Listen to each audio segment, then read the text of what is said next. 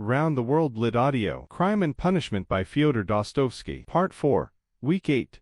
Chapters 4 to 6. Full narration script. Channel intro. Welcome to Around the World Lit Audio, the greatest novels ever written, from every corner of the world, in English. New chapter every week. Free to listen. Chapter recap. In week 7, Porfiry came to Raskolnikov's room, and spoke honestly for the first time. I know. Come to me voluntarily. The sentence will be lighter, and you will be free of what you are carrying which is destroying you. Svidrigailov revealed he intended to speak to Dunya and implied he knew enough about her brother to make her listen. Dunya came armed. He made his offer. She fired the pistol. The shot grazed him. He said, "I was wrong about you." He left through the door, and Raskolnikov lay on his sofa thinking about Porfiry's words. Don't take too long. Part 4. Chapters 4 through 6. Part 4. Chapter 4. Svidrigailov's night. Svidrigailov made his arrangements. He had said he would. In the moment of leaving the room where Dunya had fired at him, and he was, whatever else could be said about him, a man of his word in the specific matters, where he chose to be. He went first to see Sonya. This was unexpected, not threatening, not the approach of a man with leverage to apply. He gave her money, a significant amount, enough to change her situation, enough to allow her to follow Raskolnikov to Siberia if that was what the situation required. He gave it without conditions, without the implication of debt, with the flat generosity of a man who has decided to do something because he has decided to do it. Sonya received it with the careful attention of someone who is not sure what is being offered, and needs to be sure before accepting. She asked why. He said, "Because you will need it, and because I will not need it where I am going." She looked at him. He said nothing further. He left. He went to his fiancée, a young girl of 16 to whom he had been engaged for reasons that said more about his loneliness than his intentions.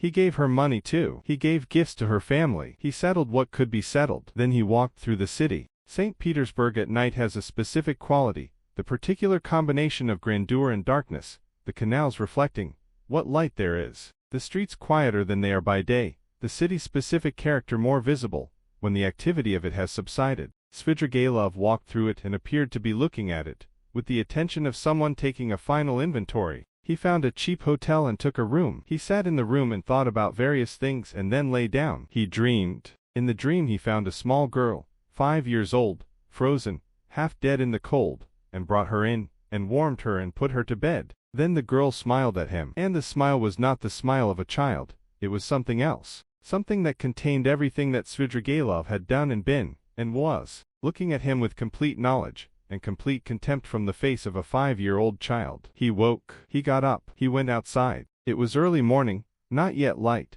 the specific gray hour before dawn, when the city has the quality of something not yet fully formed. He walked to a watchtower where a night watchman sat in a sentry box. He said, "I am going to America." He put the pistol to his temple. He fired. Part 4. Chapter 5.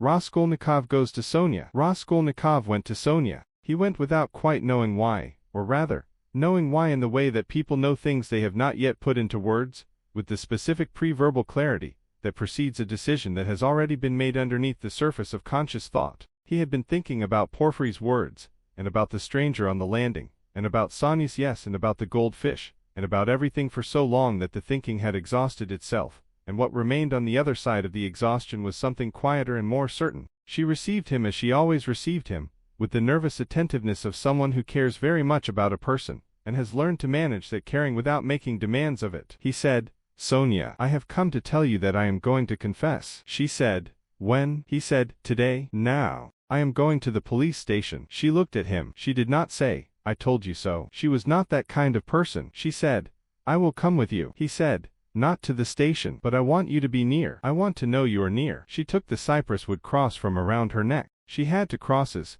a copper cross that she had offered him before, and the cypress wood cross that had belonged to Lizaveta, the pawnbroker's sister, the woman he had killed second, the woman he had not intended to kill at all. She had been given Lizaveta's cross by Lizaveta herself, in an exchange of crosses that Sonya had described to Raskolnikov as a kind of friendship. She held it out to him. He said, "Not now. Later, when I have done it." She nodded. He left. He walked through the streets of St. Petersburg toward the police station with the specific quality of a person who has been carrying something for a very long time, and is approaching the moment of putting it down. The city moved around him, as it always moved, indifferent, alive, full of people who did not know what he had done, and would not know until the newspapers told them. He walked a few steps toward the station. Then he stopped. He went back. He went to the Haymarket, the crowded square, the market stalls, the people. He stopped in the center of it. He got down on his knees. He kissed the ground. He wept. People looked at him. Some laughed. Some moved away. Some watched with the expression of people observing something they do not understand,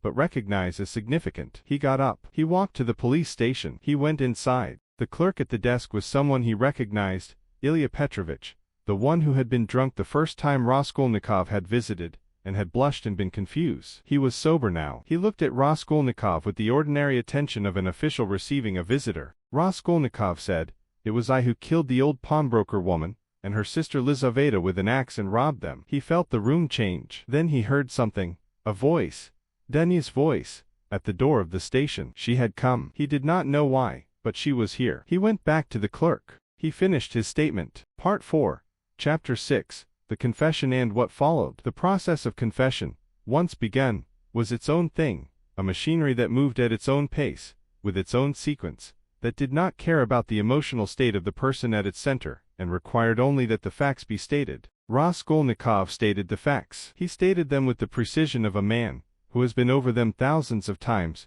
in his own head, and knows their shape exactly: the axe, the pawnbroker, the sound of feet on the stairs, Lizaveta arriving unexpectedly, the hiding under the sofa in the apartment while the painters talked outside, the stone in the courtyard, the money he had never used. He stated them without elaboration, without the emotional apparatus that a performance of guilt would require, with the flat accuracy of someone reporting what happened. Porfiry came. He came into the room where Raskolnikov was being processed with the expression of someone who has been expecting this and is not surprised, and is, in a specific and complicated way, pleased the way a person is pleased when a thing they have been working toward for a long time arrives. He looked at Raskolnikov. He said nothing for a moment. Then he said, "I told you it would be better this way." Raskolnikov said nothing. The sentence was 8 years in Siberia, not the maximum. The voluntary confession had been taken into account, as Porfiry had said it would be. There were mitigating factors. There was the state of his health at the time of the crime, the fever, the specific circumstances. 8 years. Sonya followed him to Siberia. This was not a dramatic event. It was simply what she did, arranged her affairs in Saint Petersburg, which did not take long because her affairs were minimal, and traveled to the city near the Siberian labor camp, where Raskolnikov would serve his sentence, and took a room there, and found work, and was present. She had said yes, and she had meant it in the specific way of someone for whom yes is a complete sentence that does not require conditions. Raskolnikov worked. He worked with the other prisoners in the way that people work when the alternative is not working, without enthusiasm, with the flat endurance of someone serving time that must be served. He was not popular among the prisoners. They found him arrogant, closed, the specific quality of a man who considers himself different from the people around him, and cannot quite conceal it. He was right that he was different. He had killed someone to test a theory. Most of the prisoners he worked alongside had killed for reasons considerably more ordinary than that. In the second winter, something happened. He had a dream, the kind of dream that arrives with the specific quality of a revelation, which is not common in ordinary sleep, but which comes sometimes to people in extremity, people who have been waiting for something to shift. In the dream there was a plague of microbes, that made everyone who was infected believe absolutely that their own truth was the only truth, their own judgment infallible, their own perception of reality the correct one. The infection spread. Everyone was certain. Nobody agreed with anyone else. Civilization collapsed. He woke up. He thought about the dream. He thought about the theory, the extraordinary man, the right to transgress, the Napoleon who could step over the line that ordinary men could not. He had built the theory with care. He had believed it. He had acted on it. He lay in the prison barracks and understood, for the first time, with the specific clarity that only comes when everything else has been stripped away, that the theory had been wrong. Not wrong in the way that an argument can be wrong, a premise incorrect, the conclusion invalid, something to be corrected and rebuilt. Wrong in a way that went deeper than argument. Wrong in the way that a thing is wrong when it comes from a part of you that is not the best part. He thought about Sonya. He got up and went to find her. She was in her usual place,